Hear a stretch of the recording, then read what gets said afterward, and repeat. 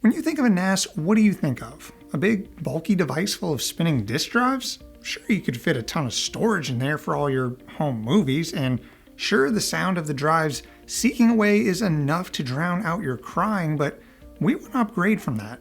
We want something silent, compact, and super fast. Well, boy, are you lucky, because today we have just that. It'd be kind of awkward if we didn't. This is the Flashstor 6 from Asustor, and its main selling point is that it's a NAS that doesn't use any spinning drives, and we can go further and say that it doesn't even use any SATA drives. That's right, this NAS takes 6 NVMe drives. It's powered by a quad-core Intel Celeron N5105, comes with 4 GB of RAM but is expandable, and includes dual 2.5 gig networking. I actually spent like $50 upgrading the RAM to 32 GB, which I think is well worth it. The form factor is pretty sleek and looks like some kind of edgy PlayStation 2 remix. It's also extremely silent, as the only moving part in here is the single fan above the NVMe drives, and that is pretty low RPM, so it's about as loud as the voices in your head. Buy more shit. What? At idle, it was pulling around 20 to 25 watts, and with a few VMs and containers, we got to the low 30s. Pretty good. So yeah, it's a cool device for sure, but I know what some of you are immediately thinking. You're saying, Brett, I get a NAS because I want a whole bunch of space to store my anime, and I don't want to spend a lot of money because I spent all that on anime. Yes, I get that. There's no getting around the fact that NVMe drives are going to be more expensive per terabyte than spinning drives, which is why I'd say this device isn't really designed to be a traditional NAS. So what is it designed for then? Well, I reviewed quite a few different NAS devices on this channel, and a common theme amongst them is that they're being designed to do more than just store your data. These off-the-shelf devices are more like home servers than they are like NASs. And I know NASs are servers anyway, but you know what I mean. Being able to run Docker, spin up VMs, host an authentication service, and even act as a DHCP server are things that go beyond being just a traditional NAS. This is where a device that can host all this stuff on pure solid state NVMe goodness shines. The more things you run on here, the more IOPS you're going to hit your storage with. When you're just hosting an SMB share and backing up files, then sure, hard drives are fine. But when you're running a few VMs and a bunch of Docker containers, those hard drives just won't keep up, and you'll see a significant drop in performance across the board. But not here. With a single NVMe drive being roughly 10 times faster than a standard hard drive, you can only imagine how this helps. And of course, your RAID configuration will play into this as well. You have 6 slots, so you can run a full RAID 6 with 2 drives worth of redundancy, or you can be an absolute psychopath and run RAID 0 for max speeds.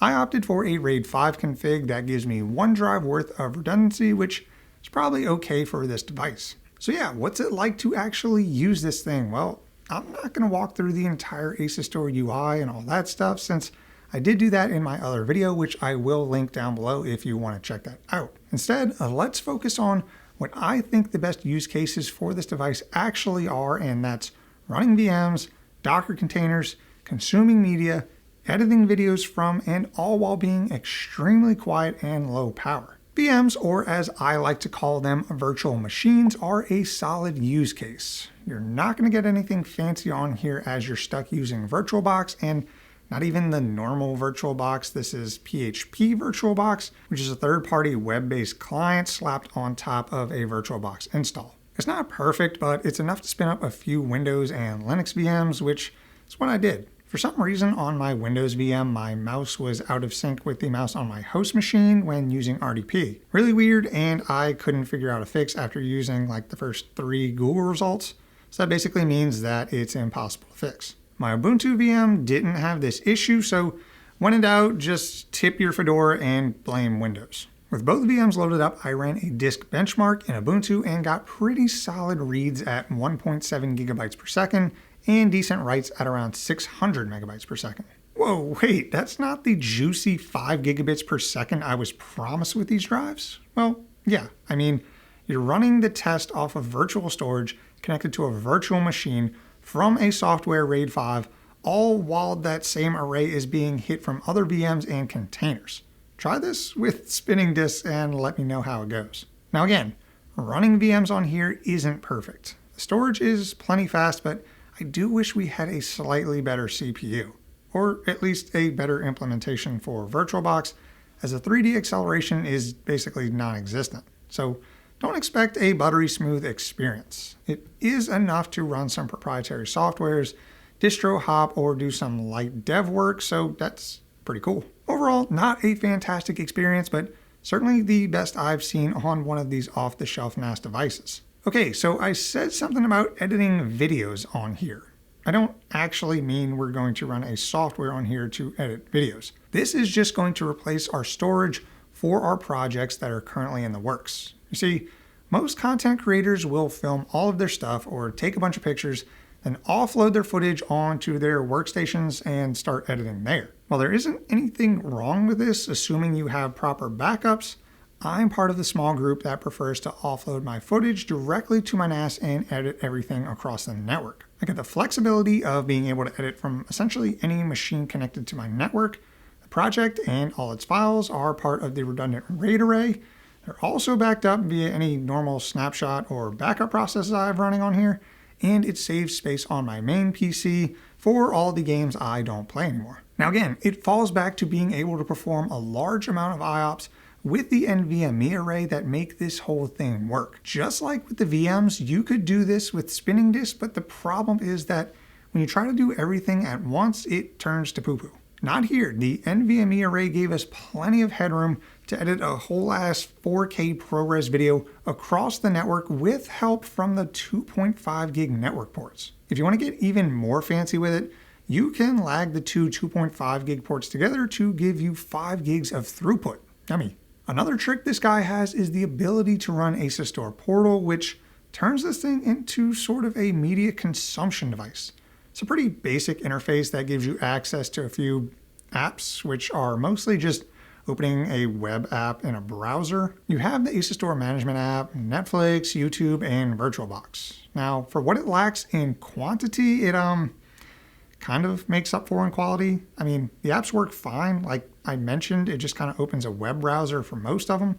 Then with VirtualBox, you do get desktop interaction and even the ability to interact with the VirtualBox host itself. So that's pretty cool. Considering most stuff is web-based anyway, then you can get to most of your media through the Firefox web browser. Plex, Hulu, Max, the Hub, all available through the browser. This may sound like an overrated feature, but honestly, I don't think so. This actually really aligns with what I think this device is designed to be. Since it was designed to subjectively look cool, be low power, compact, and extremely quiet, then I envision this thing sitting in your media cabinet or next to your TV. And since that's the case, then why not get some use out of the Portal and these apps? Now the counter to that is, what kind of person is buying this but doesn't own a smart TV, which can do all of this? Okay, fair, but I'll tell you what, there are plenty of times where I wish my smart TV had an actual usable web browser, and it doesn't. So this would pretty much solve that problem, among also being a home server. With all of that said, you can still use this thing as a traditional NAS. As I've talked about in my other Asustor review, their software is pretty solid. I honestly think I'd rank it second right behind Synology. Go ahead and store all your selfies and memes on here, back it all up, use snapshots, and send everything to the cloud. All that regular NAS stuff is possible on here. Now, like I mentioned, it's going to be more expensive to get a bunch of storage on here since you'll be using NVMe drives, but you knew that going in, so it's not really a fault. Overall, what do I think of this thing? I think it's a pretty cool device with a niche audience. You see, it doesn't really do anything really well, but it does everything decent. It's not going to be a good place to hoard data unless you're rich.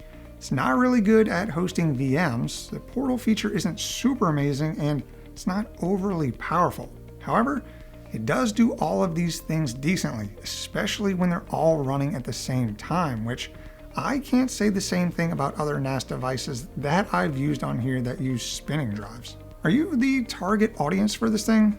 Let me know down in the comments why or why not. I'll leave a link to the products as well as its older brother, which is a bit more powerful, holds 12 NVMe drives, and has 10 gig networking, all down in the description. And at the time of making this video, This guy comes in at $540 and its older brother comes in at $800. Well, that's all I have to say about that. If you liked the video, then be sure to drop a like and subscribe for more shenanigans. I'd like to give a huge shout out to my YouTube members and Patreons. You guys are my flash storage NAS that is always up for a good flashing, if you know what I mean. You guys are delicious, but that's it. If you're still watching, I appreciate it. Thank you so much, and I'll see you in the next one.